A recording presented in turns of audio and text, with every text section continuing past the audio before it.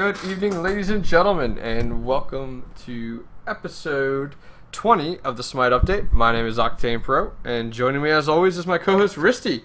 Wristy, how's it going?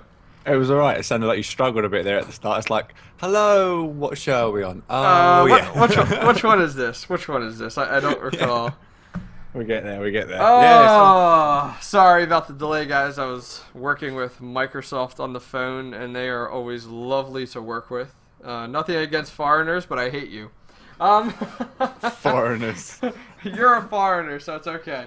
Yeah, well, to be honest, I class everyone outside the UK as a foreigner as well, so... Exactly. I don't care what they go, we're French, I don't care, you're foreign. That's it, done. That's right, you're all under the same category. So anyways, guys, this is episode 20 of the Smite Update. Thank you for joining myself and Wristy. The show, if you're joining for the first time, focuses directly on the latest patch notes, going over the patch notes, kind of discussing them a little bit just before the next patch comes out. Allowing us to go ahead and kind of give us I think we had about 6 days with this patch, allowing us to go ahead and play it, get our knowledge and experience on a little bit on the patch, and kind of give our input and opinions on a few things. So without further ado, let's go ahead and kind of jump in. But first off, Wristy, what have you been up to lately in Smite? What have you been playing? Well, I've been doing the jungler role a bit, and I've been playing the Hurt quite a bit lately, actually, just because I was going to do a guide on him, so I've got all my footage for it. Okay. It's been quite funny how strong how many fights you can go into and just go, I don't care, pretty much. And just, yeah, you just kind of charge in there and, yeah, it's just definitely been fun. How versatile, like, you've got two different types of junglers. You've got a jungler that's a bit beefy that can take a lot of damage, and you can actually go with 2 mana pots because you don't have to worry about health. Herc's very good in the jungle, just anyway. And then you got like Naja or stuff like that are a bit weak early on and kind of get off. But that guaranteed stun on his driving strike, little strong. It's literally, that's it, you come with me, bang, I'm pushing you back, and it's quite funny some of the times, and yeah, I'm definitely going to go on with balancing when we get. I'm looking forward to it, definitely. This was definitely more of a balanced type of tweak patch, so I've kind of been happy about that. I think we've needed one in a while. Outside of me, I've been playing a lot of 3 vs 3. 3 vs 3 has kind of been my forte all of a sudden coming on. I think it's because I've been doing so many viewer games with it. But I've really been enjoying 3 vs 3. Jumping into a Conquest here and there, it's nice. If you go, I feel like 3 vs 3 is the perfect practice for a 5 vs 5 Conquest. So it's definitely worked out really, really well. I got the chance to be on Smite game the other day. That was fun. Yeah, I saw. That was. How did you like that many viewers? That was quite a bit. It was a little nerve-wracking at first, to be honest. I was a little nervous about it because I was like, all right, I've never streamed in front of anywhere between 1,200 to 1,600 people, and it was a lot of fun though. There was a lot of pressure because it was like, okay, if I go on the stream and I do horrible and it tanks, then it's gonna be, I'm gonna feel so bad. But I got some great feedback. I didn't really see any negative comments. Most people, the most negative thing was just like, hey, who is this guy on Smite game? That was really the only negative thing I saw. I got a lot of positive feedback. A lot of viewers actually from my current channel over there, so that was really cool to kind of see people and be like, hey, glad you finally got on Smite game. So that was really cool. So thank you to fans and viewers of my own channel and fan club. Do appreciate it. But yeah, it was cool. It was cool. It was funny to see you there, and the fact that you actually bought Vanguard for once on a tank. I did, because as soon as I got on a tank, I went, what is Wristy going to think? And I saw you were in chat, so I was like, okay. I was like, he's got Vanguard on, thank God. And I was like, see, he's not dying now. He's not screaming, why am I taking so much damage? There we go. All I hear is lies coming out of you, sir. All I hear is lies. But all right, guys, let's go ahead and get directly into the patch notes for this week. Wristy will go ahead and take it away with the start. Right, so we got the new gold skins in, so it's Ra and Anubis. I actually quite like the Anubis skin's alright, but it's weird. It kind of looks like a bit like mechanical kind of jaw action going on there. It looks kind of freaky. Yeah. I quite like that though. The voice pack in as well. For some reason, we got Loki and Anubis as well. Yep. Now, here's one for you. Everybody would have seen this. The new the Conquest map has undergone major changes. Just a little bit. Just a little bit. Art direction. Yeah. Now, I'm just kind of reading out what it actually says on the patch notes for everyone here. Sure. The map layout remains the same, but the art has been fully revised. Players should note that team coloring is different on this map. Players will spawn either on the destroyed side of the map, which is orange, or the pristine side of the map, which is blue. Further map conquests are actually coming in later, but I don't like the orange and blue. It's like mode, I'd turn it. Yeah, I will have to say I was a little skeptical on the Conquest map. You know exactly what was going on. You know, just because of the way it was. Like I was like, okay. They're redoing Conquest for like third, maybe fourth, fifth time, and they did like a whole overhaul. I was a little like, what, you know, what's gonna come of this? And I was a little negative towards it. And it is a lot of gray. I will admit, a lot of gray. But the graphics are cool though. Like when you're on the sides of the map and you look out left and right, the graphics are really cool looking. Like they definitely beefed the graphics up. My concern with the beef of the graphics is going to make the game have less of a stretch from the PCs that are not as good up to like the great PCs because we're starting to up our graphics. Not too sure about that one. The only thing I kind of feel weird about, mainly, I do like the whole like pristine feel, and when you're down the lanes, they look really good. Some places it feels like they've overcluttered some of the places. Like sometimes in the jungle, like the buff camps and stuff, there's a load of bits there, and it kind of just as you're going around, it feels a little cluttered. Good 3D graphics on it though, but just feels a little cluttered. The thing that I kind of disagree on a little bit is the destroyed side base. I honestly, it's a wooden kind of. Oh yeah, yep. I feel like I'm playing WoW. The graphic style is very similar. I will admit. It's definitely they made some really cool adjustments. Like graphically, the entire map is a huge adjustment. Like way to go high res. It looks really really cool looking. I don't know how much of a fan I am of the whole dark look, but that seems to be the art direction they're going, like dark, gloomy look. So it doesn't feel that gloomy, actually, to be honest. Really? Because I feel like everywhere I go is just this gray, like the walls are gray. It looks the just trees are tinted like nice, and they're all dark, and I don't know, but the bases are cool as well. So I think either direct, you know what I mean? I think either way will go. I mean, it looks very like realistic kind of look, how the actual pillars would look if they were built in some sort of area. And I know that it's a war and a battle, but why can't things be brighter? I guess is my thought. Like, I would rather have things brighter because hey, we are gods and demigods and all that fun stuff. Why is everything so dark? I guess that's my question. You know? Yeah. I even don't mind the color change where you got the brown trees and the green trees. It's not too bad there. But yeah, the main thing I dislike is the wooden shack. it's like, it went from like this like glorious base look to it to all of a sudden it's like, hey, you got a wooden shack. You're starting out here. But then as soon as you literally walk outside, it goes back to the rest of the map kind of feel. It's only that part, and it just feels weird. I do like the way they've changed the actual Phoenix's colours. So the pristine side's got a nice blue Phoenix that looks really cool. Other than that, and the fire giant looks like he's actually got a throne now. I swear I've seen him like behind him is like a throne where he could sit. What is it? The Lich King? We got the Lich King going on. Well, pretty much there. Well, yeah. Well, it's the new dude that sits in it after the Lich King. Whoever that is. The one that's all burning fire all over his face. I'm not too sure what's going on there. Yes. People were saying like, there's a thing as well in chat saying about the new like tower break animation drives you a bit nuts. It does feel weird when you're attacking it because I thought it was at like every 25%, but every time I just kind of rotated round, it would break at the point where I was attacking it. So it just felt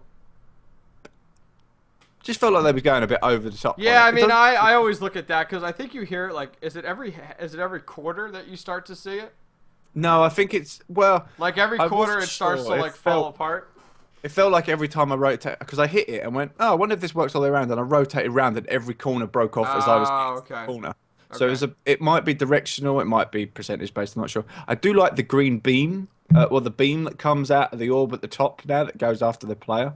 that it's targeted on. That's not too bad. Oh, yes, yes. I was like, what are you talking about? Yes, yes. Yeah. A little more targeting so you kind of know what the deal is. One thing I kind of noticed a bit with the towers in some of the competitive matches actually was when a player got into range of the tower, attacked another player and backed off, there was a really long delay before the tower would start attacking it. I was like, Yeah, I sure, feel like the towers need to be. it. That is a very valid point. The towers definitely need to be a little bit more aggressive. And what I mean by that is like it's like pew pew pew. Like It should come actually on now, it's fire a tower. shots It should be like bing bing bing yeah. bing bing bing bing bing. Yeah, I feel it's as soon as you hit another enemy god, that tower shot should already be coming at you. Literally, let go as soon as you hit the god, sort of thing. Other than that, yeah, no, it's been alright. It's been alright. Definitely. But yeah, I don't mind it too much. Like I say, it's a bit overcluttered, and there's a few things I don't like. Yeah. And the color for the towers that I don't like. Like I say, I don't want colorblind mode. I don't see there was anything wrong with the red and blue scheme. Every game kind of uses it. It's kind of like a standard medium now, red and blue. Yeah. Other than that, okay.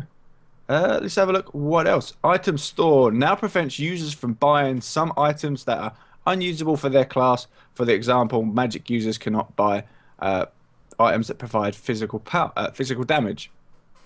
I don't like being told what items I can buy and not buy. Correct. If you want to, that I completely agree. If you would like to take Ymir and make him an AD Ymir, you should be able to. Like the whole thing, you should be able to buy whatever you want across the board. Now, when it comes down to game mode, I can understand some restrictions there. But when we're looking at, other items, what does it matter? You know what I mean? It doesn't matter to me at all.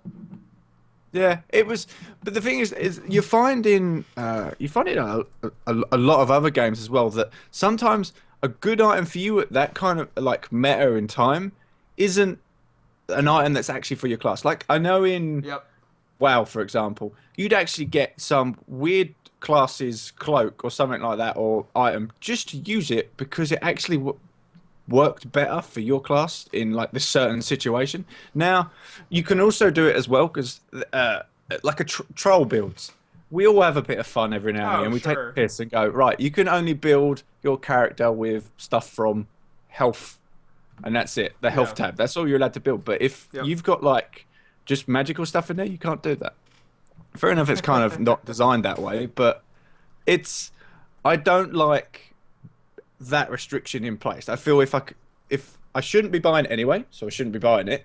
But I don't like being told I cannot buy it. Well, yeah, and I don't know what forced them to do that. Like, what's the downside? You know what I mean? Like, what is the downside from it?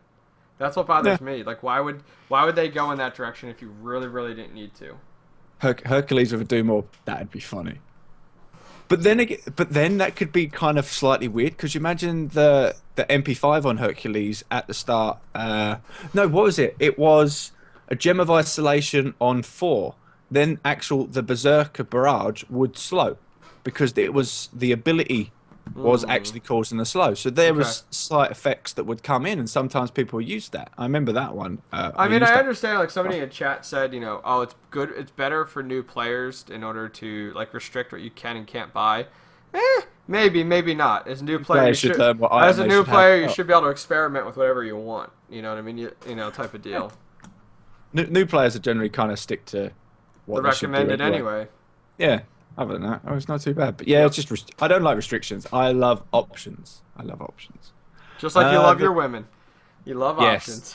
I love options. Yes. Where should I go today? Just don't tell the girlfriend. Just don't tell the girlfriend. Pretty much. Speaking of the girlfriend, she brought loads of chocolate in today. I've got caramel nibbles. Never heard of them. 12s, double deckers. What is she trying to fatten you up? She's like a Wristy. No, it's not for her. She's for her. She's really skinny and she's got like a sweet tooth, but then she knows that if there's chocolate around me, I just scoff. And it just we're gonna have to get some US chocolate put together, like the best of the best, and send them over to Wristy. And then I could do it either way. Have Wristy send us the best of the best from UK, and we'll review it on like the stream and be like, okay, this is not as good as what you're saying. You're gonna be sending over me like Ritz crackers and stuff like that. I'll be like, what the hell is this? We'll send you some Reese's Pieces. That's the one, the Reese's Pieces. Oh, it's to die for. We'll send you. Let's see what else do we have there.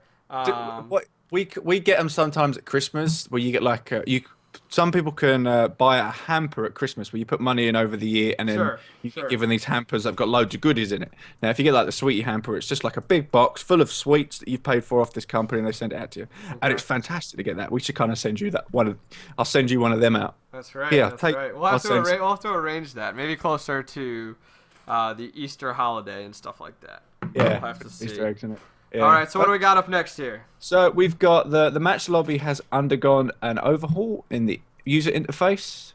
Just that, to be honest, that was last patch, wasn't it? Really?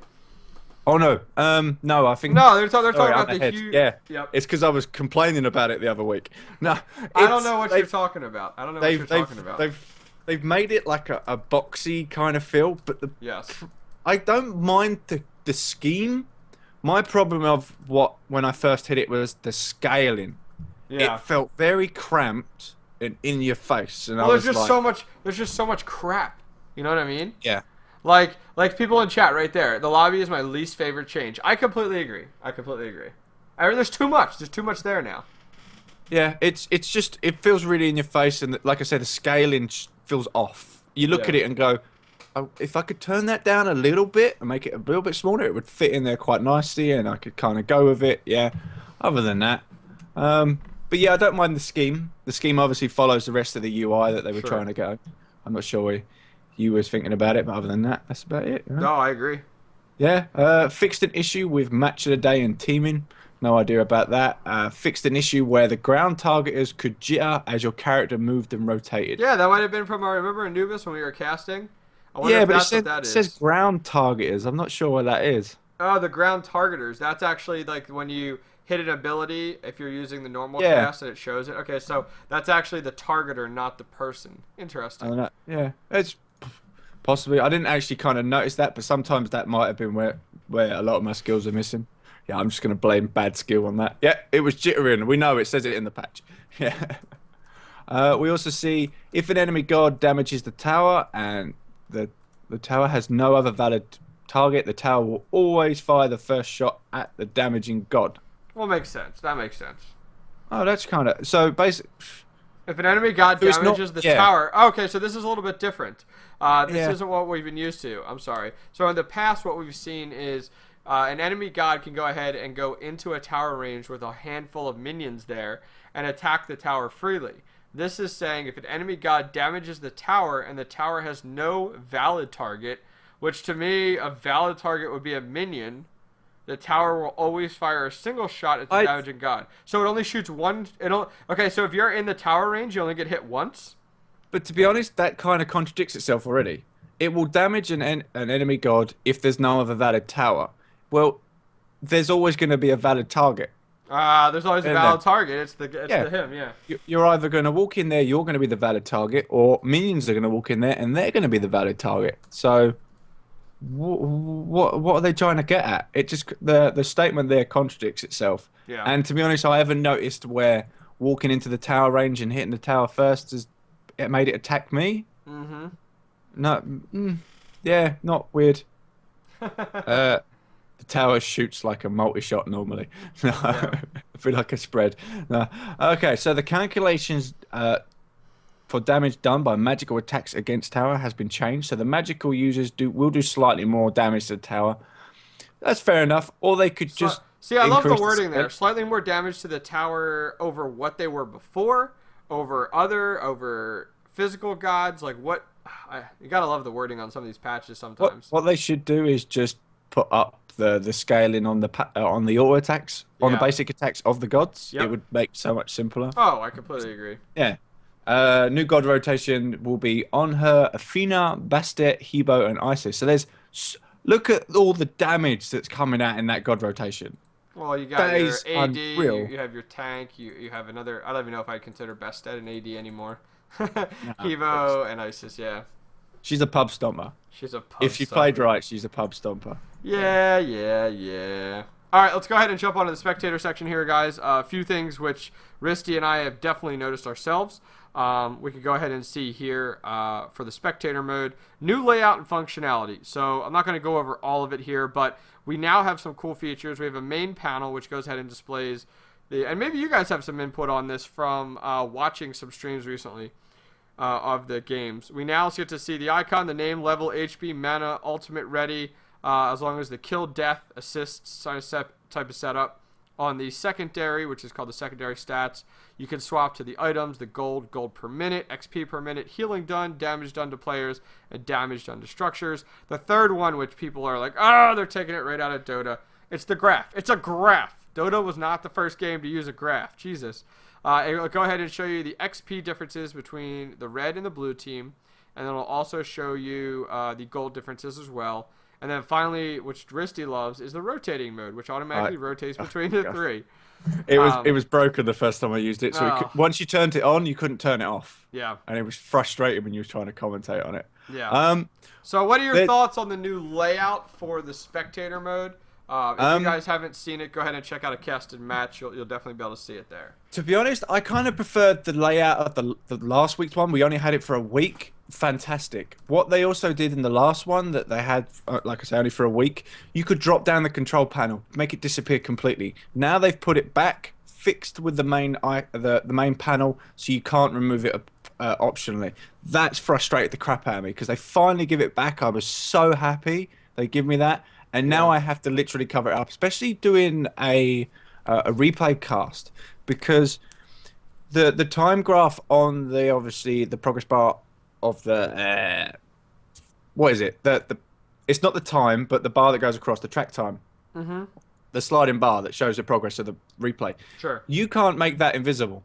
Okay. I've tried to make that invisible, so everyone knows when the replay finishes. So I have to stick an overlay over it. Well, and I just want to get rid of it. You just have to hit the total number at the end, and it disappears. No, it doesn't anymore. Oh, it doesn't anymore. No, it doesn't anymore. It just doesn't do it. So that frustrates me that they've solidly made that back in there. Also, the art design was slightly better for the last one. I liked all the little bit around the outside, and it felt quite nice. Now it's just a block of information, which I'm glad they put a lot of information in, because the last one was missing player names, and I was going, I don't know who was playing each god unless I actually hovered over them and actually had a look. I think the spectator mode is a great, like the current UI is a great start, because we love information as casters, but I think it's too clunky right now. There's too much, it's too square, it takes up too much of the screen. I know you can hide it, but like it's just so much information. Like you look at it and get lost. It takes a little while to actually figure out where you're looking for. Yeah, and it's just so much information. Like as a viewer, if I was to like while watching the stream and all of a sudden I just see a wall of like text and numbers and stats, I would be like, really? Like I don't want to see that. That's so much. There's got to be a cleaner way to demonstrate it. There's got to be. I feel they need to with the graphs. I've got a little thing with the graphs. Okay, you've got the graphs in Dota 2, and you've got it here. The exact same ones. It's gold and XP. Now, where the gold and XP in Smite doesn't work, because apart from the little bit of gold at the tower, you don't generally deny gold from a god. So the XP and gold are going to follow the same track either way. So you've basically got two graphs for exactly the same thing. Yeah. Where it worked in Dota, every time you killed a god, they would lose a percentage of whatever gold they had. So you could actually get really high level gods that have been spammed down. Yeah, that makes sense. So that there'd be difference. At the moment, there's no point in having it. Honestly, I don't even bother looking at the XP bar, because there's no point. No one really understands. There's such a small discrepancy. There's no point. Absolutely no point. I feel there would be better things that they could put in the graphs compared to what they're currently putting. Yeah, what they could do with it is where they've got all the gold per minute stuff on like the middle one, because there's so much information there with that, the gold per minute, the XP per minute, and all that crap and all that. They could make their own like section for each one. So like the XP per minute could have its own section, our own tab, and the gold per minute could have its own tab, and have each side with their gold per minutes with the gold graph in the center. And then you could obviously, instead of trying to hunt through all these stats, trying to find the right one, you've got, right, my gold stat for gold per minute's in this tab, and my XP and stuff's in this tab, and then you could just kind of like organize it better, rather than just, here's a bunch of stats on this one tab. Try and find them. Yep. That's pretty. So it's definitely when I've been casting, I'm like, so let's just find the gold per minute, and then I'm going through there, and I'm like, yeah, and then I'm over this side comparing it while something else is going on, and it's just very kind of cluttery. So, yeah, but it's a good start. I like the progress they're going. They just kind of need to refine it. Okay. So outside of the spectator mode changes, let's go ahead and jump into a few item changes. Magi's Blessing. Let's see. Ares. Why is this clumped together? Magi's Blessing bolsters defense, reinforced Grievers, and Hide of Neiman line. Fixed an issue with the previous allowing these items to stack their CC. That's why they're listed together. Wow, I can't believe the CC actually stacked with this. The maximum amount of CC reduction you can achieve through the items is now 30%. So a little correction there. Magi Blessings here. The price of this item has been reduced. So 2,800 was an awful lot. Now we're started. Hide of Leviathan. Thank you very much. We're seeing the price go from 2,800 to 2,100. So good call there. The cooldown of this passive has been reduced from 60 seconds to 45 seconds. What are your thoughts on that one? Yeah, because the general main stats on it are pretty weak. Just a little bit of health, a little bit of mana. So that it really was just for the passive. Yeah, no, I like the change of that, just to bring it back down, make it a little bit more useful. Because to be honest, no one really picks it up. To be honest, you just pick up beads, especially rank 3 beads. You don't really have too much of a problem. But this feels like an extra bead, so it's all good that way. Yeah. We also have Ninja Tabby, your favorite item. The passive has been changed from plus 7% critical strike chance to plus 15% cooldown reduction. So I guess they weren't seeing enough people actually picking up this ability. So now they have this cooldown reduction, which is kind of cool. What are your thoughts on this now? Well, basically, they've just gone and done, well, it works for the mages. Let's see if it works for the ADs. Because the mages already had Choose a Focus. So yep. They kind of understood that everyone went, critical strike, it's completely useless. Now, this one's actually not too bad. I've been kind of using it a little bit more. It's kind of nice. If you kind of couple that with Jotun's Wrath, you've got capped out cooldown reduction, so you don't have to worry about it any other time. So it definitely brings up Ninja Tabby. You see it a lot more. We definitely saw it a lot during the 3vs3 tournaments that we was watching. Just that extra cooldown reduction helps. And to be honest, if you're also like a jungler as well, you generally go or a bruiser. You grab Ninja Tabby, and to be honest, you don't need the penetration from Warrior Tabby because you're going to go straight into a Focus Void Blade anyway. So you're going to have load of penetration. So you're not really too worried about it.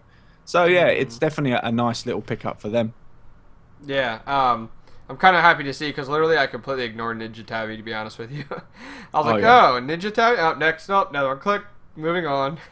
So, Polynomicon, the passive of this item now deals magical damage instead of physical. Interesting. Do you think this was needed? So they basically broke it. That's what it was. It was broke before. It was broke before, and now they were like, this should be fixed. It's not really good when you're going up against a heavy magic user trying to like build Barak of Hope, and all of a sudden the Polynomicon hits you for 500 damage physical.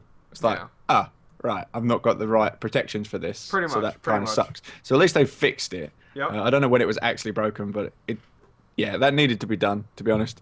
Even though Polynomicon on a few gods is quite strong. Strong.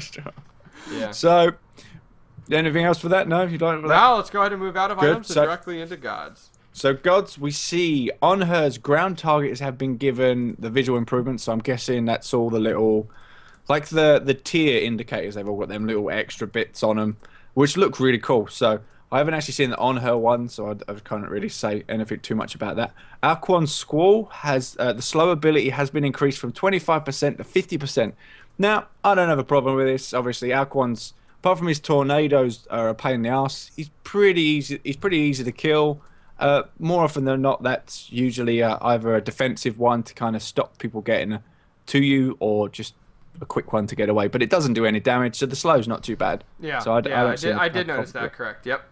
Yeah, so I don't have a problem with that too much. Freya, after reviewing the impact of the changes made to Freya in the last patch, they decided to revert the magical power contributions on her Irradiate and Pulse abilities, and they will continue to monitor them closely. So Irradiate, the magical contributions has been increased from 20% to 35%, which it originally was, and Pulse has gone up from 15% to 20%. Okay. I don't know why they've rebuffed her. Yeah, I mean, she hits like a truck right now, to be honest with you. It's kind of scary. I'm definitely going towards the end of the patch notes. Towards the end of the show, I want to go through like a proper like balanced chat with you as well. So Sure. we're gonna come into this subject. I'm always open. Yeah, so we're gonna go through a little thing. I haven't even told you about what I'm gonna do. But I feel that Freya, especially when we played a 3v3, I played a 3v3 with you and I did Freya, and the opposing team just was like Freya OP. Because to be honest, I just hit pulse and just went dum dum dum dead. Just went to town. I didn't even worry. She hits like a truck right now, so I completely agree. Especially with attack speed. If you just let... But the problem I have with some of the gods is they shouldn't be just destroying you with attack speed items. The attack speed items are there for like... You should be able to attack very quickly, but you shouldn't be doing less damage then. Yeah. Correct. That's the problem with Smite, is that most of the items are not individual stats. They are multiple stats. So that's where, if you're a god that's gonna go ahead and stack attack speed, well, you're also getting a decent amount of physical power. But even sticking Fatalis on her, each hit still destroys. Fatalis is now wonderful on Freya. Yep. Oh, Fatalis has always been wonderful on Freya. It's always been there. Isis ground targeters have been given them visual upgrades as well. Yep. Ra's special effects has been updated, and Tyr's general victory animation updated music. So they changed a little bit. I really think they need to get rid of these. I don't mind the victory like dances and stuff like that, but the music is always obnoxiously loud, and it's always like this like annoying music. Like have them do a dance, which is fine for like 10 seconds, and then it's over. Neef's giggle. Neef's giggle pisses me off. Every time I win, I'm like, get off. And especially when I'm at the end of something and I'm just trying to watch the stats and all I can hear is just giggling and I'm like, will you shut up? I don't need to listen. I'm trying to look at the stats. I don't want to hear you giggle. Yeah, it's kind of annoying sometimes. Sure. Tyr's Fearless, the first rank of his ability has been reduced to 50 from 60. Yep. To match the original intention for the damage. So they haven't actually said what it's reduced, so I'm guessing the damage has been reduced to match the original intention of the damage at that rank. But to be honest, Tyr's problem isn't at level 1. It's, to be honest, once he's got it up to level 4 or 5, that's when he starts to get hitting a bit strong. So level 1, like I say, the balancing that they do skates around the issue. Sure. I completely agree. I completely agree with you there. With that. With those types of items. Ymir's frostbite basic attack buff has been increased from 50% to 100% actually.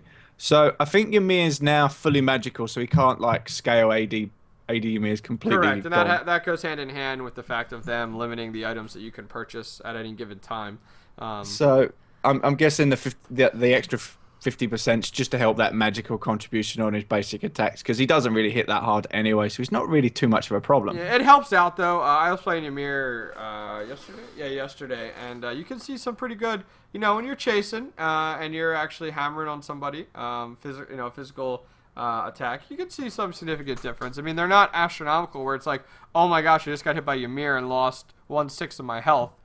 He does a very small tick at a time, It would be definitely interesting to see it at like low levels, because to be honest, getting hit by low levels by Spike and then him hitting you actually hurts. Yes. So I'm thinking low level he's going to be a little bit stronger, and then obviously it's going to scale off a bit later on, so it's not really too much of a problem.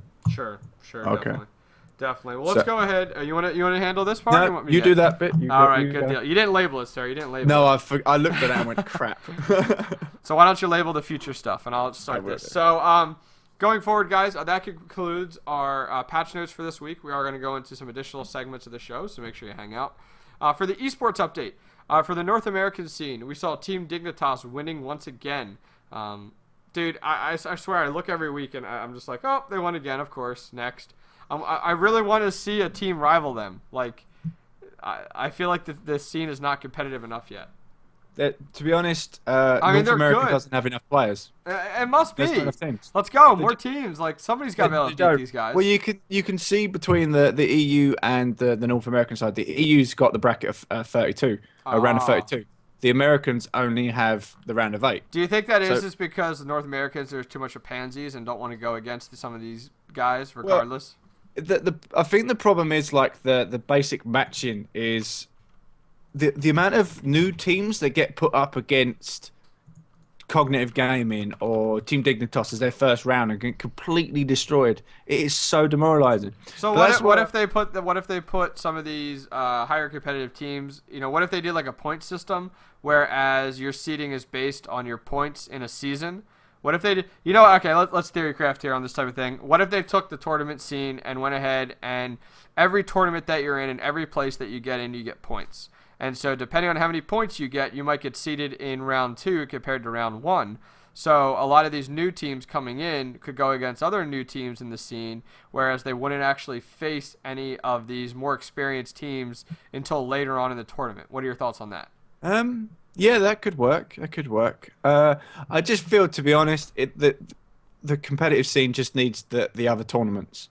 Because you need to get your confidence up at some of these lower level casual tournaments before you hit the high res one. Because as soon as you get into the high res one, you're playing with the big boys now, and they're gonna destroy you. But also the problem is you're going up against teams that do this every week. They're very used to playing the set game, and then Dignitas is a very aggressive team. Now Zatman's very good as a ranged AD. Lazis as a jungler. Watching him kind of.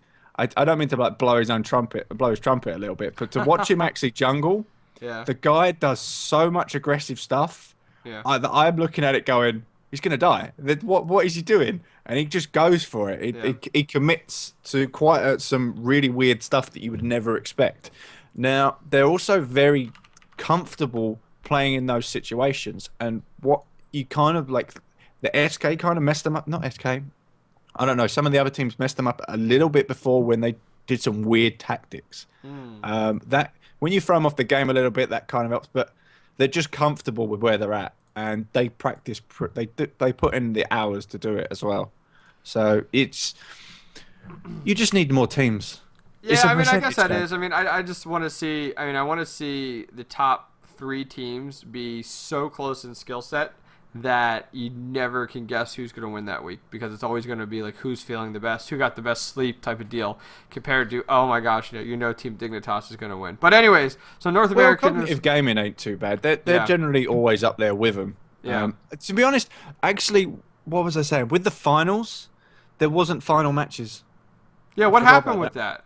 I don't know. I haven't been able to get hold of anybody to find out. There wasn't a final matches, so I'm thinking there's a disconnection issue, or because if you check the tournament page, I think it says it was a 2-0. If you check right now, it's a 2-0. But when I looked for the match IDs when I was trying to do some casting, there isn't actually matches. That they haven't actually done them. The same for the EU side as well. There was only one match for the final, and it was an 11-minute match. So both tournaments this week didn't have the final matches, and people were given the win for like no reason. Definitely, I smell something fishy going on. Yeah, there's been a lot of disconnection issues. So why do people okay? I don't understand why people have such disconnection issues. Like, seriously, like, what is your I don't understand. What do you have, 56K? Seriously, get your crap together. Like, I don't understand, how are people running into disconnect issues, especially from these guys that play day in and day out. How are you getting disconnected? It's such crap. Skype. No, no, it's so stupid. It's like, seriously, dude, like, it is not your internet. You're either doing something fishy or something's going on, because there's no reason you're getting disconnected. I have never gotten disconnected in a Smite game yet. Why are you getting disconnected is what I want to know. Well, it's that like critical DDoS thing that people don't like to talk about. Whatever. Get your crap fixed. I had a DDoS issue. I made the proper steps to get it addressed, and it's taken care of. You should be doing the same thing. And if it comes to stop streaming, you must do it in order to get the issue fixed. Like, stop streaming entirely. Stop using Skype entirely if your job is to be a competitive player. Like, if you do what you got to do, like, I don't know. It just drives me nuts when people are like, oh, another disconnect. It's like, really? Like, really? Yeah, somebody in chat. I've never been disconnected from Smite, ever. Ever. Maybe I've had some weird ones that I get chucked out and then I have to reconnect. Maybe it's because I built my own home network. I run a Linux firewall that does all my routing for me. I did all my wiring. Nothing is wireless. I don't know. But it just drives me nuts to see these things. And I'm like, come on. Like, Don't blame the game when you get disconnected, because it's probably not the game. It's probably your crappy computer or your internet. It probably is. Half these people are running their Dell computers trying to play a computer game competitively that their mom and dad bought them. It's like, come on. So, to be honest, even my crappy old what processor was that in there? It's horrendous. It was like a duo core. Still runs Smite, and I didn't have a connection problem. So if I can run it on that, I can run it on any. All right, that's my rant for today. That's my rant. Yeah. It's just it completely destroyed the weekends, the matches. Just well, and I love it because when someone gets disconnected right away, it's like, oh, I was getting DDoSed. I was getting DDoSed. DDoSed everybody. You know, let's remake the game. DDoSed. Seriously, you are not that important. No one is DDoSing you. Well, you do get them fanboys. It only takes one to do it. Whatever. I don't understand. Oh well. Anyways, moving on in the EU scene, we did have Bipolar Method taking first. Congratulations to them. Krakadons taking second. Cognitive Gaming EU taking third. So once again, Cognitive Gaming in both scenes doing very, very well. Yeah, Cognitive EU is obviously the old Denial team, so that was good. What they've had to do as well, it's a slightly different team because Cuvo Fred, Trixtank, and another one can't go to QuakeCon. Not QuakeCon, GameCom. So Krakadons is actually Cuvo Fred, Trixtanks, and one of their brothers and a few other people, just to actually keep them playing. While they've they've got some subs in for the main team to go to Gamescom. So that's why there's the two teams, and you're looking at it going, why is there two? Why is Cuvo Fred over here and doing this? There's a Reddit post about it, just because they couldn't actually go to Gamescom, so they've just kind of separated up the team so they could get some practice together. That's such a shame, because what drives me nuts is I hate to see the drama afterwards of like there's like a killer match and it's like, oh well, we would have won if we had X, Y, and Z. Blah blah blah. You know what I mean? Like, it's like, well, why can't you go? You know, like some people can't go to these things, innit? You know, I mean, if this is gonna, if you want to really take the competitive gaming aspect seriously, you know, this should be your career. I mean, I don't know. Maybe I'm putting too much expectations on the scene right now. Hey, I could have even gone to Gamescom and I'm on the dub. That's right. Look at you. My mom and dad wouldn't let me go. I have to go to middle school. Middle school? Middle school. High school, maybe. We don't have middle schools anymore. Yeah. Other than that. Yeah. So, yeah. All right. So moving on from there, that goes ahead and finishes that section. What do you want me to go over? I'll do the This Week in Smite. So this week in Smite, guys, we do have some events going on. I'm going to go ahead and swap over to show you guys kind of what's going on there. There is so many on this now. So guys, this is the calendar. I'll go ahead and post it in chat. This is the calendar for what's upcoming here in Smite this week. We're currently on the 19th of August. Nothing going on tonight or tomorrow. Wednesday we have the Smite Tube Clash of the Gods 3 vs 3. We then have GamesCom beginning on Thursday, along with a French Weekly. On Friday, we continue into GamesCom on the 22nd. We're then moving on to MMOHut 5 vs 5. And then on the 24th, we not only have GamesCom, we have Code Green, the Now Casual EU, and the official NA Weekly. And finally, to round out the week on Sunday, Gamescom does go ahead and finish up. We have the official Smite Weekly EU and the Denial Casual NA. So I guess we are in the official NA Weekly and the EU. We're not going to see any of these top 4 teams, correct? No, they won't be there. You know what I mean? So they won't be there. So this week will actually be kind of exciting to go ahead and see how the tournament ends up. What path it takes and what story we see start to come to play without having those top tier teams there. Definitely be interesting to see which teams I think it's going to be more exciting to see that tournament than the weekly tournament that we see with those teams there. So I'm actually really looking forward to that. It should be pretty good. Well, it won't be a very standard game. It'll be like the best thing about watching a game is watching the mistakes and what they do to capitalize on the mistakes. It's like when you cast a match, you go, he's going to do this, but why is he doing that? And it's like, no. It's quite fun to watch. And then obviously with the top end players, they're so used to doing what they do, they just execute everything kind of properly, and you know what's coming, you can kind of predict it all. But with the slightly, not the top three teams, but the slightly lower ones, you can see there's a few little quirks here and there that you can go, oh, that's a bit of character, but it's definitely just fun to watch. Yeah, So, definitely. yeah. Well, let's go ahead and move on to weekly community Smite content by Wristy. So MMOHut ranked Smite as the third best MMO out there. There's a little post they put on. To be honest, Smite, you pretty much guarantee it's the third best one out there because everyone knows LoL, Dota. Then Smite's the only third-person one, so that's got a big following. So they're just the top three because, to be honest, your isometric views are taken by the top two. And then for everybody else, there's Smite.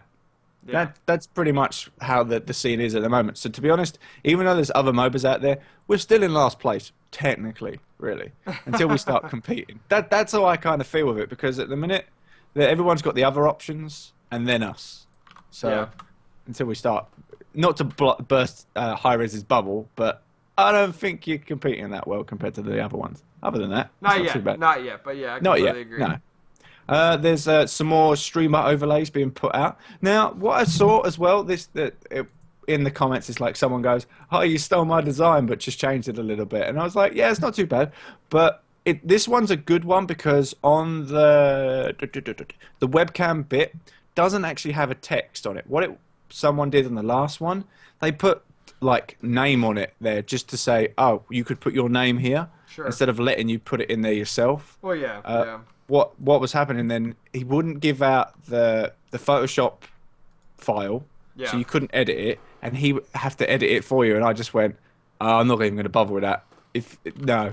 So I like ones that are there, they just give you the basic thing, that's all you need, go in there, just bung your name on top, bingo. The fact that I'd have to go to them, ask them to make me one and come back, nah, I don't like that. But to be honest, this one looks quite nice. Obviously, you can get it with and without Zeus. Yeah, so I like it. Good. I'd like to see a Photoshop file that allows you to pop in the different gods. So, like, depending on what you're feeling type of deal. But, no, it's pretty cool. I actually like it. It's a good idea.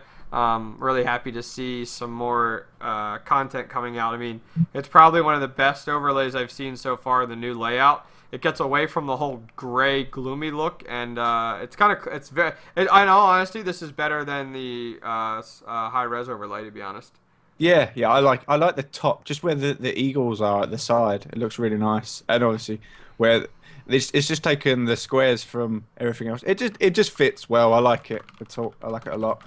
Other than that, no, I just like all the overlays. Just keep pumping them out, guys. If you've got more, you're going to keep doing them. Chuck them out there. People like stuff like that. Yep. Also, Gamescom begins on the 22nd of August, so we've got a little post here, and the 4 teams competing there are SK Gaming, Bipolar Method, Cognitive Gaming EU, and Vengeance Esports. That caught you off guard there, huh? I looked at that and went, well, it's not Denial Esports, it's Cognitive Gaming. So, it didn't quite catch me out. It was on the fly thinking, eh? That's right, you're good. I'm good. You're good to go. You're good to go. So pretty cool there. Before we go, just the Gamescom in general is going to be quite good to actually see. I like, Sayo's already posted up, I'm already on my way, so I'm going over there, so it'd be good to kind of see that. Now, also what I liked in the competitive matches, that no one else did it, apart from SK, put 2 middle.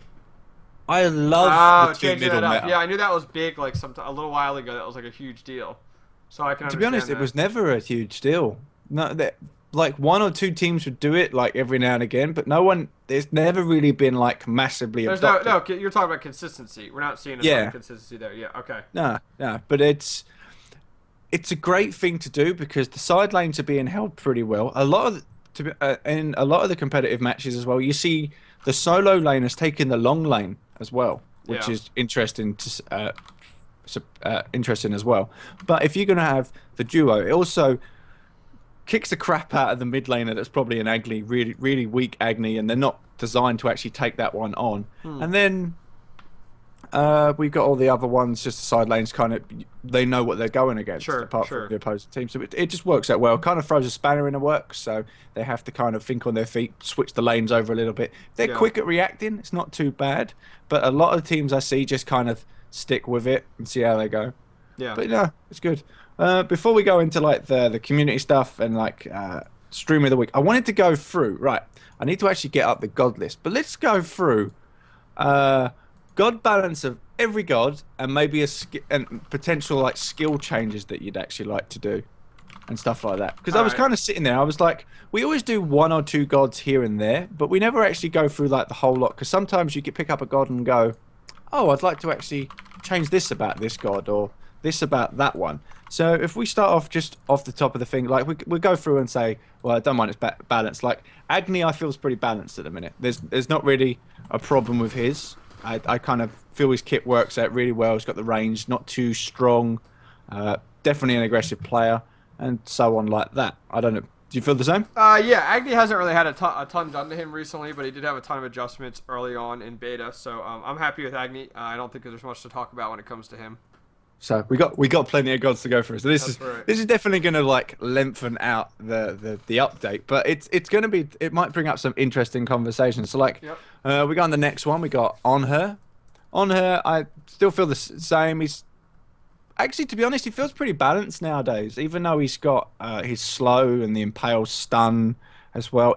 They've weakened him down enough. I feel he's not too much. Maybe his passive's a bit weird, because it reduces 20% of the physical AD's damage that comes out. It's a bit annoying at the start. Oh no, 15% now. It's not too much. So it's not too bad. So I don't know if you feel anything else about that one. I like the where you're talking about on her, correct? Yeah. Yeah, I like where on her's come right now, to be honest with you.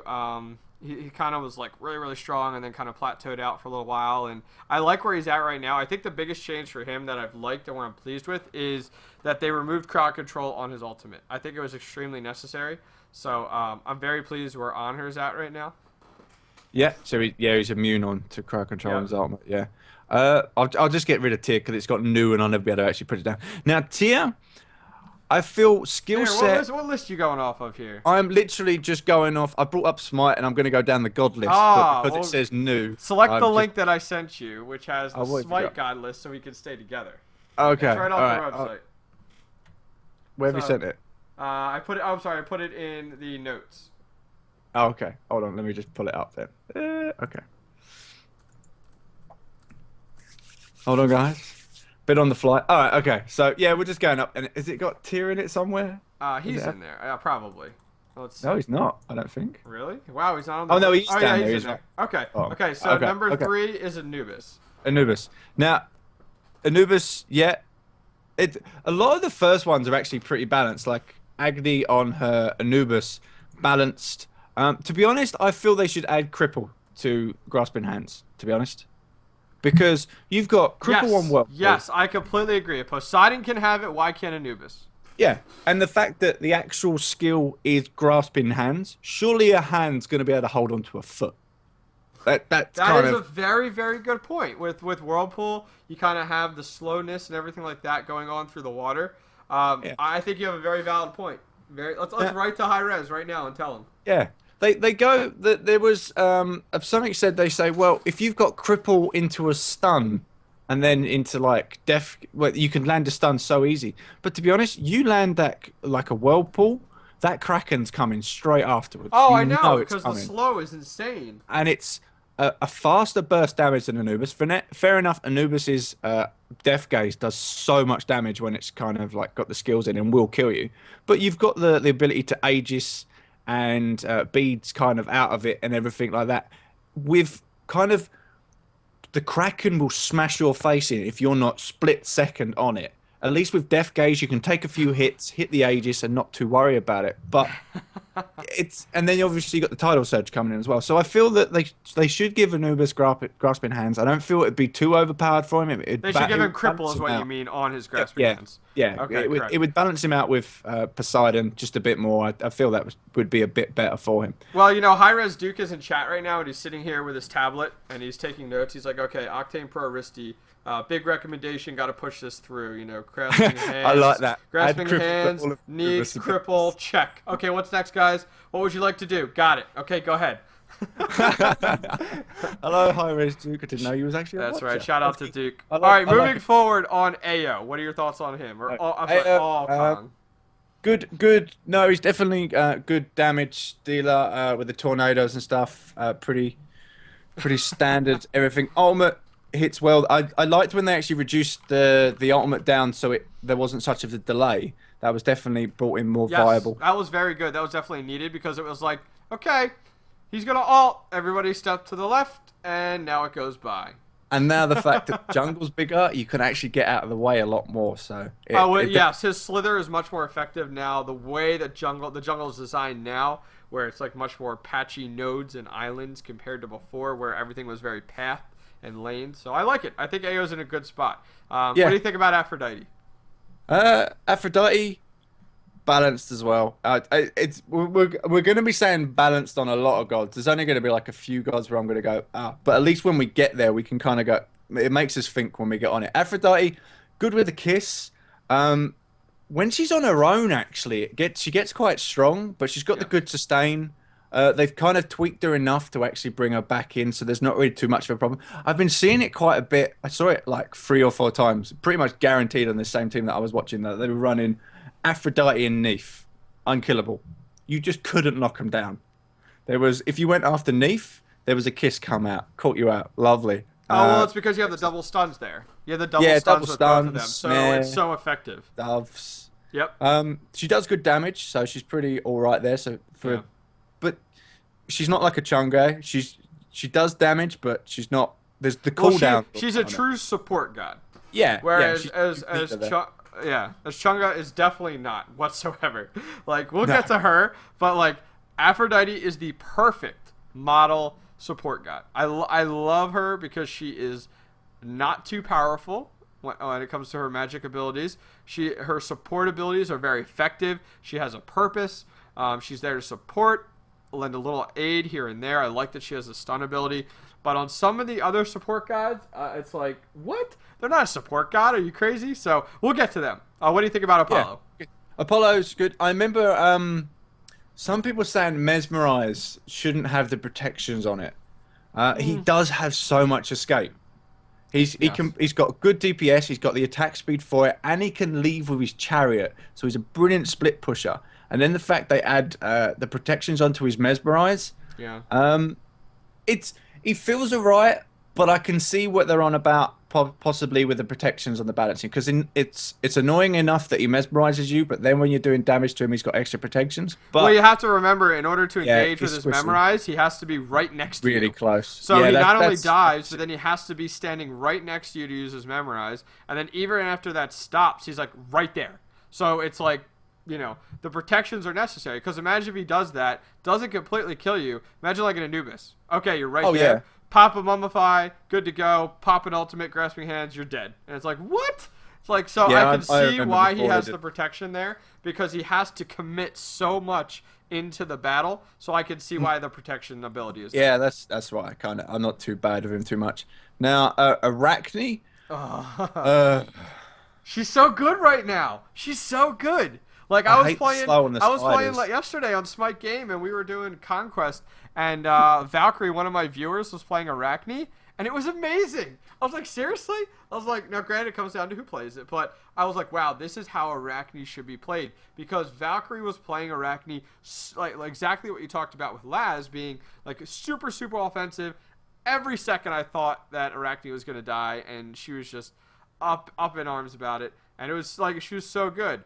And look at that. Hi-Res Duke throwing out a gem code in chat. Who's going to be the first person to grab it?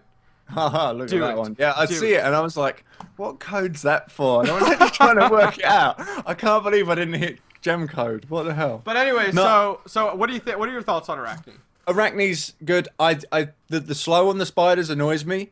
Obviously playing against her, but other than that, no. It's like I say, some of the early gods are pretty well balanced off. It's now what I'm kind of getting at as well with some of these gods that I feel that high res are getting at. We're covering it a bit more later on. We get a few of the other gods. Is the skills do one thing. Okay, so we know well one thing ish. Okay, so the spiders wards and does a bit of damage, does a little kind of slow. All right, so that's kind of like three things, but you kind of know what you're getting at with that. The silence drains life. Then the web just cripples. Yeah. The cripple was do you know the thing is I hate cripple. I really hate cripple. Yeah, well, okay, here we go. What are your thoughts on cripple? They added cripple in like a while ago. What are your thoughts on cripple? Because it pretty much it pretty much takes the gods, and those of you guys that aren't familiar with what cripple is and how it's effective in game is if an ability goes down the ground, for example, Arachne's webs go on the ground, and you walk through the cripple, it will disable your escape ability. For example, you're on her in your leap, or you're Odin with your leap, so that you cannot use it, so you can easily be focused. That's what cripple is. Do you like it? Do you like that they made this move, or do you think it was a complete wrong move to go with cripple? No, they had to do it because they did so many leaps in the game. Now I feel it's a band-aid fix for a slightly larger problem. Okay. Because we're seeing an escalating in movement skills. Yeah. So people are saying like power creep in the game that's going up. We're seeing a creep in movement skills. Okay, so before it was bad enough that every god was getting a leap. Yeah. Now we're getting gods that have got 2 dashes. So we're starting to see Fenrir. He's got his leap, brutalizes another dash you can use. Then we see Humbat has got a jump and the teleport from his monkey. So there's even bits more getting on from that. There's a few things that kind of negate the cripple, like Thor's hammer. Stop. You can still use that. Doesn't have a problem. It's just I feel cripples are really kind of. It's just a crap fix. Yeah. I don't like the way. You know what? Tonight let's do 10 gods, and then we'll do 10. another 10 next episode. Okay. Can I? Are we just doing the first 10, or can I pick a few that I want to brag? There's a few that I want to brag on, so we're trying to get there. All right. Well, we got 7 so far, so you're only allowed a few more. Only well, you know what? No. Right. We're gonna have to go through the order because there's no way to track it.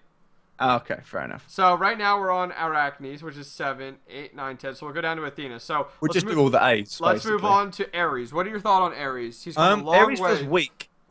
Ares feels weak, to be honest. Fair enough. I used to hate on Ares so much with the chains doing so much damage, the damage was a problem with Ares. I didn't like how much damage he could put out.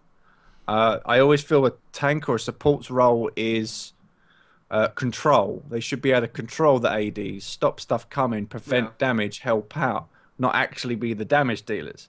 So Ares chains and his fire does quite a lot of damage, but then he doesn't actually do anything else. His ultimate's just like a beads and ages clear. And well, that's the thing with his ultimate now at this point in the game. Ares' ultimate is forced to be pushing with cooldown reduction at this point. So that's what we're starting to see more and more. Like when I play Ares and when I see people play Ares, it's like, all right, as much cooldown reduction as we can get because it's completely necessary. So I like Ares. I like the amount of damage he does. It makes him worthwhile, especially with his chains. His ultimate can be countered very easily with the beads and Aegis, but I like where they made the adjustment with the timing on beads and Aegis versus his ultimate. Outside of that, the only thing that I'm looking at on Ares where you say he's weak, I think he's physically doing plenty of damage. I just feel like I get melted so much when I play him compared to other tanks. Like when I play Ymir, I feel almost invincible. But when I play Ares, I'm like, oh my gosh. Like I'm constantly losing health. I'm constantly having issues. Like, and I don't know, maybe it's my game mechanics. Have you seen that when you play one versus the other? I think it's, to be honest, when it comes to Ymir and Sobek and stuff like that, because of their CC is more of like a damage break or stopper, where you've got the throw, that stops the enemy doing damage. Also, the stun stops them doing damage. Ares doesn't actually stop anybody doing damage. The only time you can stop him doing damage is with the ultimate. Well, he doesn't necessarily have a huge CC except for his ultimate. Yeah. It's completely countered. So, but everybody's CC is counterable, I guess. But I guess the only issue there is like with a Mummify, you're going to be stunned for a few seconds regardless. Yeah, pretty much. And You then know. it's also on like Ymir's freeze is on a short cooldown, so you can stop one, but if you stay around too long, he's going to stop you again.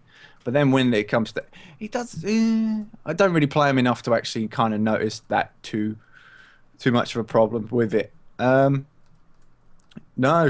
I feel he's underpowered, kind of.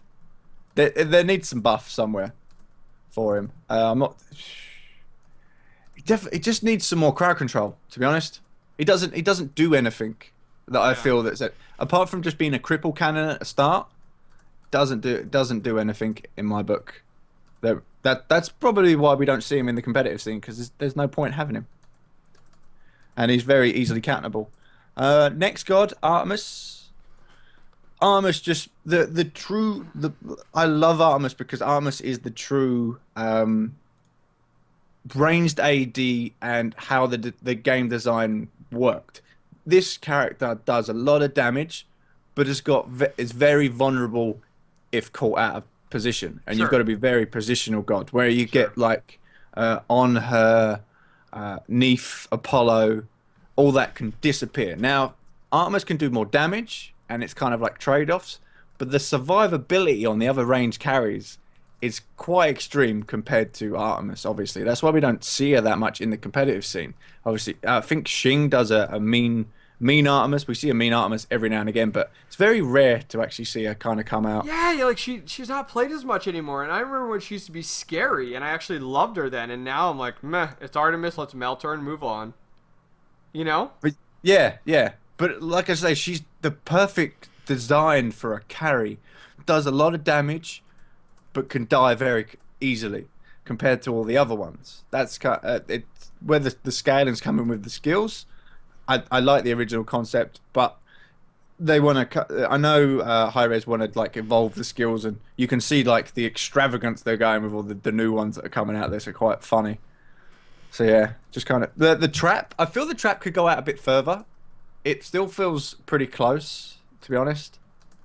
They have added crypto Do you to think it. the trap is everything? Like, okay, what are your thoughts? And here's the thought here on a nice CC for Artemis. What if Artemis had a farther range to? Okay, she sees you in a little bit, a few feet in front of her. She could throw the trap at you compared to under you.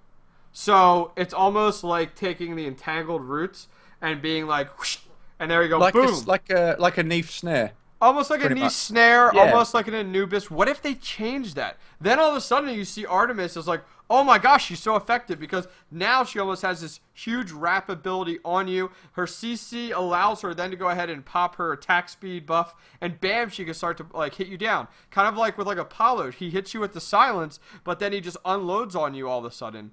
I think that would be perfect for Artemis. Whereas now, I feel like the traps don't have a place. Like the traps, I understand their place where it comes to like kind of like arachnes, like eggs hitting the jungle. All of a sudden, you run into it, and it's like, okay.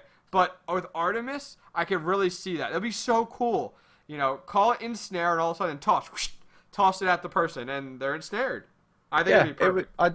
I like that idea actually. To be honest, you got the traps. The traps are like negatable a lot of the time. The problem with the traps as well is you can dash through them and clear them as well. It's kind of a bit of a. I'd love to see like some of these the traps stop people in their place. If they're dashing through stuff, stop them, because we see a lot of stuff like if you use driving strike on another Hercules and whoever gets the first one off stops the other one. Or no, it's the second one gets it off, stops the other one. I'd love to see kind of like Artemis trap catch people in place. That would be a good little buff for it as well, because then people can't just dash through, clear your trap, and go, yeah, well, that was that then. Because it feels like a useless skill. Apart from the warden, the warden's quite useful. I completely agree. That would be kind of cool. And once again, Duke is sitting here taking notes. Octane Pro and Wristy recommend some changes on Artemis. A nice little toss. Okay, check. We've done it, guys. See you at the next patch. All right, let's go ahead and finish out our kind of god review. One. We can kind of add this in there into our weekly segments. Athena. What are your thoughts on Athena? She's come a long way since she was first implemented into the game, and we're starting to see her almost like every game now as kind of a cookie cutter, Yeah. I wasn't listening. Too busy teasing. Yeah, we were saying about High Res Duke was saying about the the new Guan Yu in chat. How do you like that? Oh wait, it's not in yet. So, Lies, yeah, lies. You heard it here first, folks. The new Guan Yu. well, it's been data mined Yes, that the ultimate's going down to a lower cooldown, and they're bringing something in with a horse, possibly. So it's not official, but it's stuff like that. Now, Athena, the taunt feels a bit strong for what it is. She's got the dash that slows everybody. She's got the global ultimate to get into position, and then the taunt's actually worse than a stun. Yes. It's because the taunt is so good though. It's like so effective, and it drives me nuts when it's used. It's annoying. It's definitely annoying, but then that is a good tank. A good tank is annoying. She does do some good amount of damage if you kind of skill her right, but that's the defender of Olympus doing most of the damage. What I'd love to see is a bit more of a visual indicator when a defender Olympus does damage, because to be honest, even when you're spectating, you see the circle indicator for her to come down, and all of a sudden you see health disappear, but you don't actually see her hit the ground. I've never actually seen her actually do any indicator. She just appears and that's it. Yeah. I'd love to see something, some animation for it where she actually comes in. Other than that, now the taunt's strong. Annoyingly strong. Okay, do you think okay, here's my thought. I like the taunt. It has a perfect place in the game. I'm very happy to see a taunt. But what I don't like, and I'm sorry if I don't recall the exact name of the ability, is... Alright, I can click on the ability. Does it say the abilities? No. What is her third ability with the crowd of the army? Whatever the army... It's shield wall. Okay, that whole spiel, I don't like that mechanic. I don't like it at all. What? Drop shield wall, taunt, bang. You don't like that? I don't like that. I don't like it. It can be better. Like, here's what I want to see. I want to see you taunt into that little army of your own little minions, and then the minions turn around and start fighting you. Like, I don't like that. It's like, it seems so lame that like all of a sudden you taunt the people, and all it is a circle of guys sitting there, and it goes pop like a balloon, and it's over. I want to see them turn, that you taunt and you pop that ability, and all of a sudden they start fighting you. And I think that would be awesome. And make it a few seconds longer, a few seconds longer, and make the damage not that significant, but just enough that you have to kite through the guys. You know what I mean? Also, another idea as well, because it's shield wall. I don't understand why shield wall is a circle of guys doing damage. I'd love to see if you could drop it for a few seconds, and anybody in it gets a protection bonus. That would be a thought. Being defended. Yeah, that would be a thought. Yeah, I mean, I think there's a few things I could do with Athena. I think between her taunt and... Because it's always the taunt and her third ability, kind of stacked together. Well, yeah. I don't think the kit is complete between the two of them. Now, people are saying in chat, Athena is a tank, whatever. I understand that. That's fine. But, give her the ability. Think of it. If you went with my thought on it at first, those guys could do very minimal damage, but almost, you would have to navigate through them to get out of it. So it would almost be a little bit of a CC. You know what I mean? Mm-hmm. What is this picture? I want to see the picture. The new Guan Yu. I bet it's a troll. Oh, how about no? That's brilliant. Duke, you're a troll, my friend. Okay. This is okay. We'll put it on stream. Put it on stream. This is what high res Duke says is the new Guan Yu. You ready? How about no? Brilliant. Actually, fantastic. I watched it. The bear looks so cool. That was good. Nice job, Duke. He's definitely one of the good trolls. I like that. You troll. That was awesome, though. That was pretty good. Pretty good. I wonder if Duke was here for when I was complaining about Spectator mode. Oh, dude. Probably. It's okay. Duke understands. He's cool. Should see him Wednesday. Oh, is there a patch Wednesday? When's the next patch? Yeah. I think there's probably a patch Wednesday. Come on, they have to do a patch every week because the Smite update needs content every week. So they're not allowed. They come to us and they say, hey Wristy and hey Octane, we want to make sure you have a show every week. So we're gonna do a patch every week. So that's what they do. Yeah. It's annoying when they do it on Tuesday because that means was it Tuesday last week? That meant I had to do like all the casting after the show, or was it Wednesday last week as well? I had to get all the casting done for like before they wiped it. I can't wait for them to actually fix the replay system when I don't have to I don't have to worry about the version wipes, the wipes. It's just Yep. frustrating. And then obviously you can get that Smite replays website up and running. Oh, look at this. There is no... Okay, Duke is saying right here there is no in-game patch. There's no patch next week, just an announcement. Ah, probably because of Gamescom. Oh, well, I can completely agree. You know how busy those guys are with Gamescom? Like, I can completely understand that. And then they got the packs the next week, so we could be trying to find Oh. content. So it's a good job we started actually the balance talks about gods because we might need content next week. You know what? That's fine. Next week, if we need to, next week we'll do a roundtable discussion, and we'll bring on some different people in the scene, maybe some competitive players, and get their opinions on a few different subjects. Maybe ask the questions about income and how they make money and contracts and gods and balance and esports and all that stuff. So it'll be pretty cool. I love that. Literally everyone who patches the games in Germany right now. So there will be no patch. You heard it here first. There'll be no patch this week. Come on, Duke, go patch the game, bro. What are you doing? Go patch it. Get a little Band-Aid. Boop, done. Patched. Hey, Duke, who have they got cast in the tournaments this week? Which tournaments are that? And Gamescom. I wonder who they got. Oh, are you talking about the GameCom tournaments or the Yeah, NA the tournaments? Gamescom tournaments. Did they fly someone out there to actually, Well, apart from Bart? Bart will be out there. Yeah, I think last I heard Kelly will not be out there. So I don't know who they have cast in Gamescom. I know Bart. Maybe it's Lionhead too, or Lionhead, Lionheart, Lionhead. Bart and I don't know who else. Yeah. So we'll have to see how that works out for them. Because it's all local server, so Yeah. you won't actually be able to connect and watch it on Spectator. So they wouldn't be able to get someone in from the outside to actually watch it.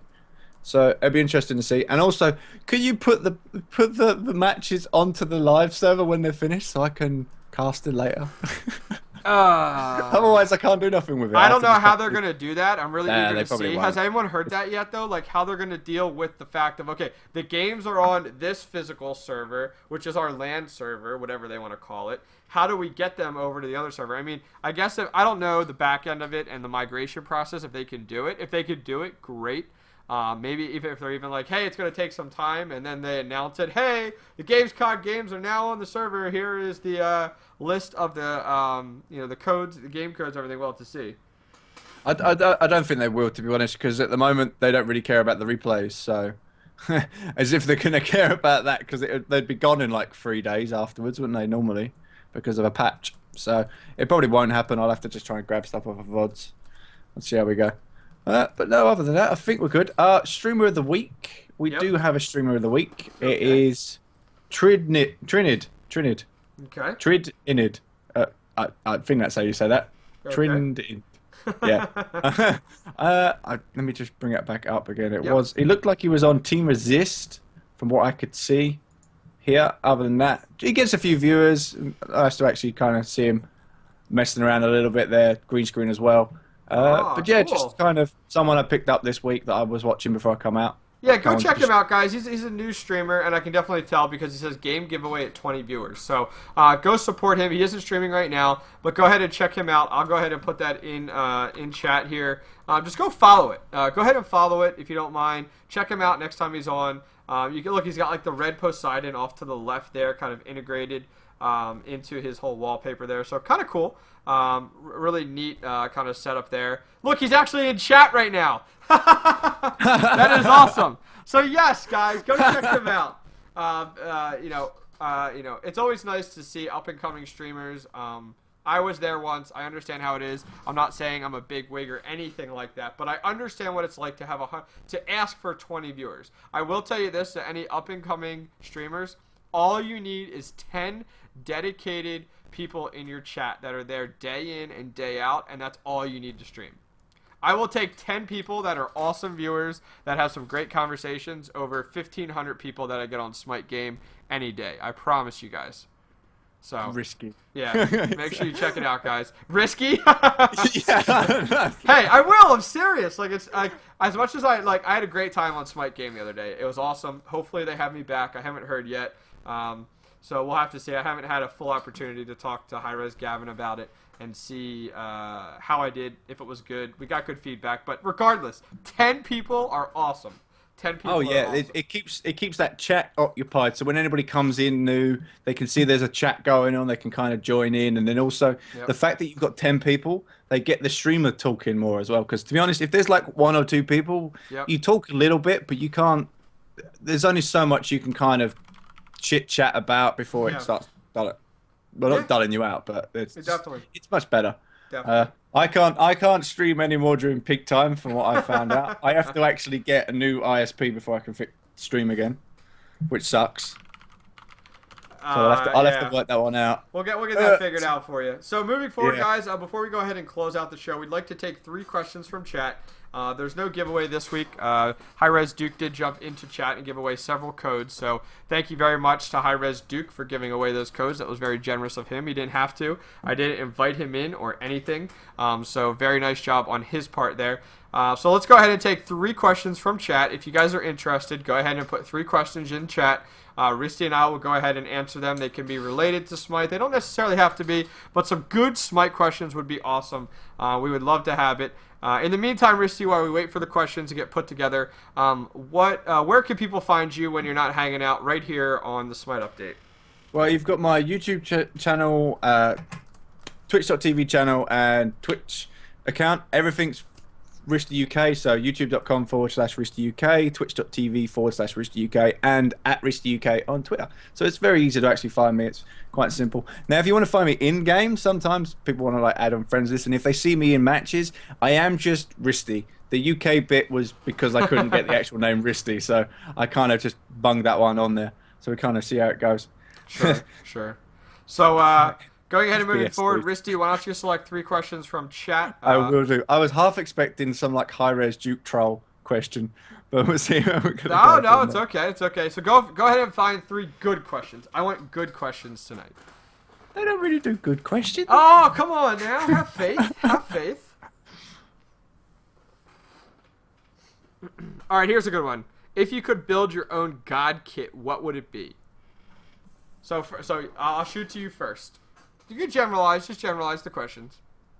Good God kit. I want a global ultimate. That's pretty much what I want. You want a what? Love the global ultimates, like the World Weaver. Oh, yes. Okay. Something that kind of can affect the maybe like teleport.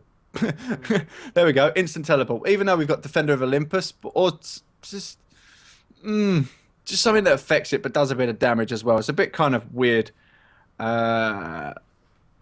What else could I go? I want a steroid ability. I do definitely like Odin steroid, the attack damage. I love that ability. Third ability, I need a stun. I feel I need a stun. Pretty much, I'm building on her, kind of, with Apollo ultimate. Okay, That's kind of okay. where I go with that. Here's my idea. I like to see for an ultimate for a god, and I don't know what god it would fit necessarily, but my thought is, okay, we've seen gods that can dive under the map, like Sobek. We've seen gods that can launch up in the air, like your Thor's, your Athena doesn't. She kind of like teleports. You don't even really see her go up. But you do have Apollo kind of cruises around the sky. So we have plenty of people up in the sky. My thought is what I want to see is imagine a beefy god. I don't know who you'd be, like a masculine god, whatever. That we have gods that go down and up. We have gods that go up in the air and come down. I want to see a god that travels left and right through the lanes and through the walls. And almost has a on her impale effect, but as his whole body. So imagine they're in the far right lane. They see a god in the left lane. They use their ultimate. All of a sudden, you see them almost do this like barrow corkscrew effect through the one wall, through the jungle, through the additional walls in the jungle, nails the person, and then slams them up against the wall. That's what I want to see. As soon as you started on that, you didn't say about the walls, but I come up with a weird one. That's definitely really cool. I was sitting there as well going, yep. Imagine you have a Loki that could stealth inside a wall. So you could literally, if something, like you could bait out, if you could get inside the wall, and then obviously just like, poof, stealth, just dagger over the shoulder. Yeah, I mean, the whole mechanics of having, going the wall, with the Unreal Engine, I don't exactly know how well that'll work. No. But we'd have to see, with the wall abilities and stuff like that, and how that works. I've seen on her jump inside a tower. Oh yeah, right. It's okay. I loved when on her started floating in the air, flying. That was an awesome one too. But if I was to create a god, that would be his ultimate. And then my god, for some reason, I'm thinking is very masculine, very beefy. His name is Octane Pro. That is the god name. Very handsome, very masculine. That belly's well paid for, isn't it? That's what it is. That's right. That's right. But I don't know. But that would be my ultimate. I'm not really going to go through the whole kit, but that would be my ultimate there. Why don't we go ahead and pick 2 more questions? Good question though. That was a good question overall. I don't know what the Stinger Splash is, Duke. What the heck's the Stinger Splash? Someone said, should Hades silence fear always? To be honest, I think it should always fear, even though with Blight, it's an unneeded extra to the skill. He silences anyway, it's not too bad, but I don't mind. I wouldn't mind him having the fear on constantly, but then they would have to redo the passive, because what's the point of the passive otherwise?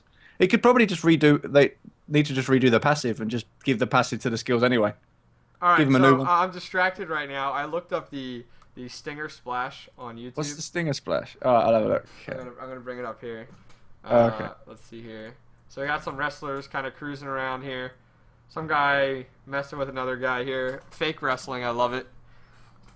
You got giant WWF and I stuff know, like that. this stuff's so fake. But let's see what it is. I'm not seeing anything crazy here. Oh, look at this guy, like, stacking the bodies up.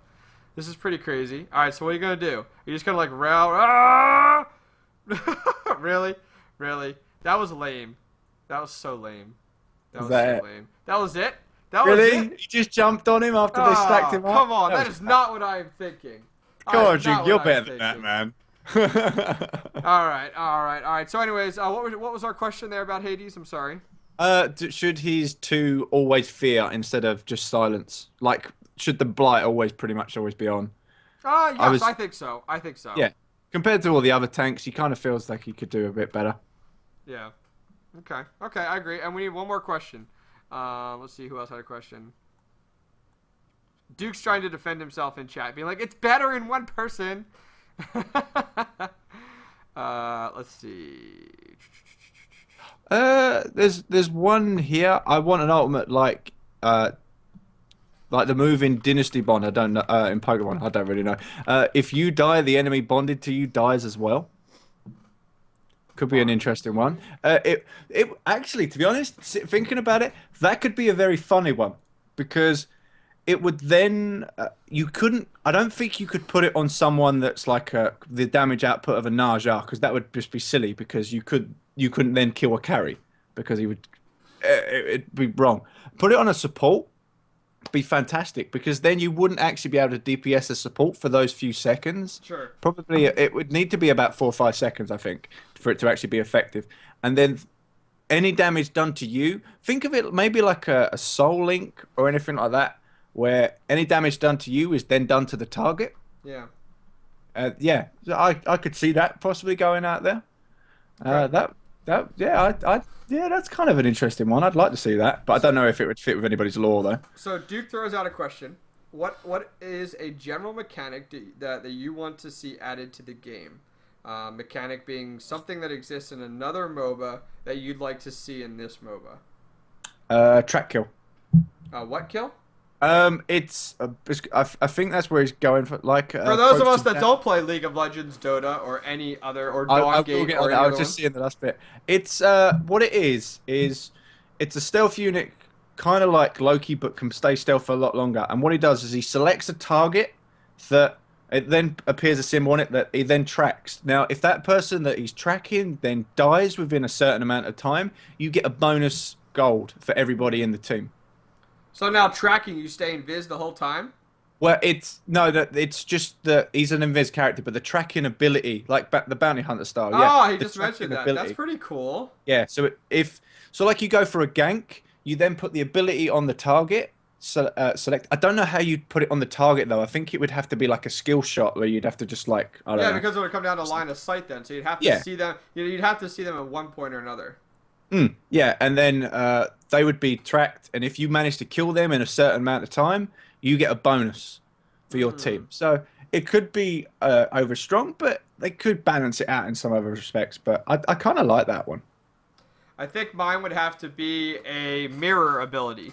A god that has the ability to mirror their opponents. So they have they don't necessarily all of their abilities would revolve directly around mirroring and mimicking someone. So they pretty much could be any god that's on the playing field, and they could duplicate it. So kind of like somebody that can morph into the other gods. So imagine if you're cruising around and all of a sudden that you could pop into Ymir form, and all of a sudden you're Ymir and have some of his abilities. It would be it would be cool, but it would have to be at a lower scale. Like they would morph into it. So like he'd pop into Ymir, but he wouldn't be as strong as a true Ymir, but he would have the wall abilities and the stun ability. You know what I mean? I kind of like. There's another ability that I kind of like. It's kind of like where you're going, like the chameleon bit, where you take all the skills. That's kind of like Rubik from Dota as well, where his ultimate is still the last ability that was used. So could you imagine that World Weaver was the last ability used? He hits his ultimate, he now has World Weaver, and could use that throughout the game. It's kind of like that. That would be a nice one that's added in the game. But then they need, obviously high res need to be careful on which skills they take and how they approach it. Correct.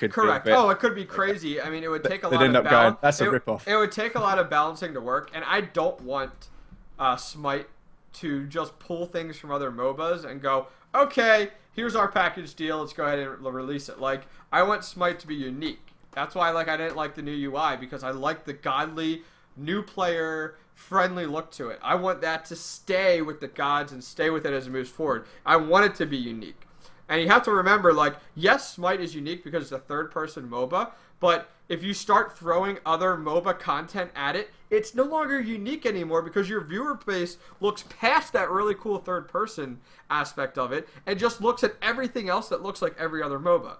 So, as much as people, and even like Deuce Questions, something that we see in other MOBAs, I don't want everything in Smite to be what we see elsewhere. I want Smite to be unique. I want them to think outside the box. And I know it's difficult because they're going off of the gods and demigods, and some of these abilities are going to be the same of those gods. I understand that, but I want unique. I want different, and I think that's what's going to sell Smite when it does go ahead and get released, and most likely it's based on microtransactions, but that's what I want to see. I want to see it be unique.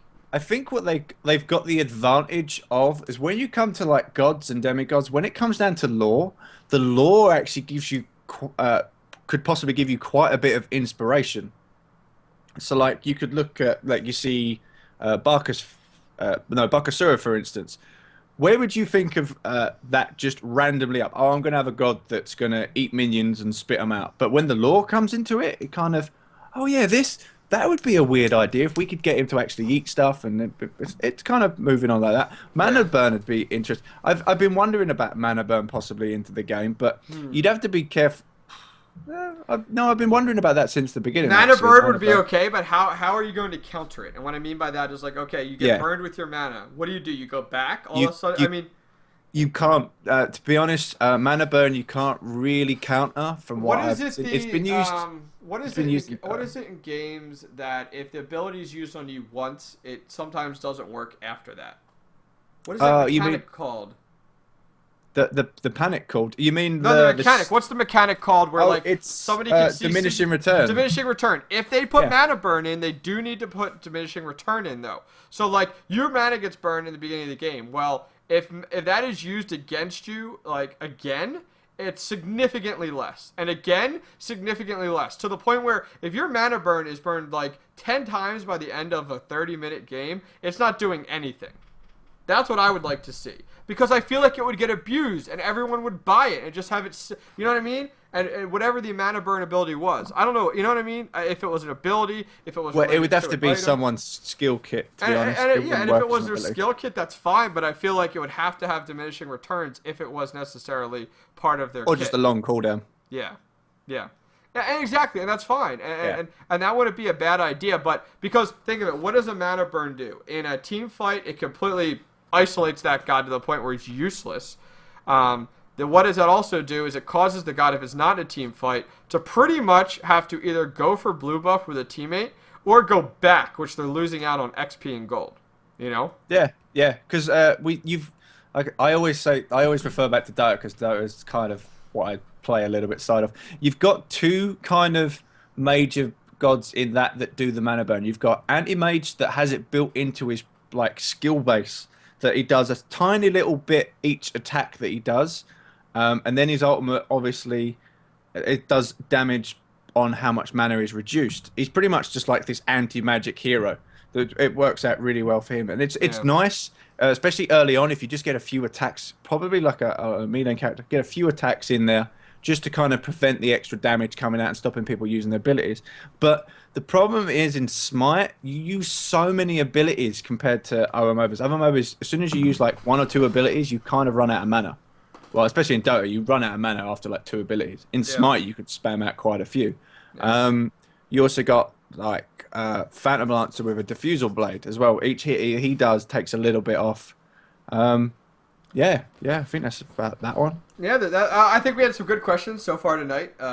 Duke's question definitely sparked some good ones there. I actually like it. Do you know what? Someone said something in chat about Chungo's rabbit. I think they should be able to kill the rabbit, but something that was really funny that I saw in a game the other day. They had a jungle Chunga, and what was so funny, we was in the jungle and we followed the rabbit and found where he was. We was like, "There's the rabbit running back. Let's go gank." And then we found Chunga at the blue buff. I just followed the he followed the rabbit. Yeah. Yep. It was great. I was like, "That's so funny." Yeah, no, that could definitely be a cool idea. All right, well, before we go ahead and head out for today, once again, Wristy, where can people check you out before we head out the door? YouTube.com, Twitch.tv, and Twitter is all Wristy UK. Excellent. Sounds good. Guys, once again, you can go ahead and check me out at here if you're watching me on Twitch. At twitch.tv/OctaneProSCII. You can also go ahead and check me out on my website, OctaneProGaming.com. Has my live stream, VODs, giveaway details. You can join the Minion Army over there if you're interested. Kind of a cool mechanic I developed and put out there. So check that out as well. You can check out my PC specs over there too. Yeah, we do appreciate you guys coming out. This is episode 20. Feels pretty good to be able to say, hey, we have a podcast with 20 episodes under the belt. Pretty good. I think, I don't know if we're the longest lasting Smite podcast so far. I know like Beyond the Rift, I don't know what it's called now, but I know they've been around for a while. I don't know how often they do their stream, but either way, it's been great. It's been really good. So guys, myself and Wristy, we thank you guys for joining us tonight. Shout outs to High Res Duke for coming out tonight and giving out some giveaways. Very nice of him. Make sure you guys do go ahead and give thanks to Smite Game when you do see anyone streaming on the Smite Game stream. And my Wristy and myself will see you next week for episode 21 on Monday at 8:30 p.m. Take care, guys. All right. See ya. Bye.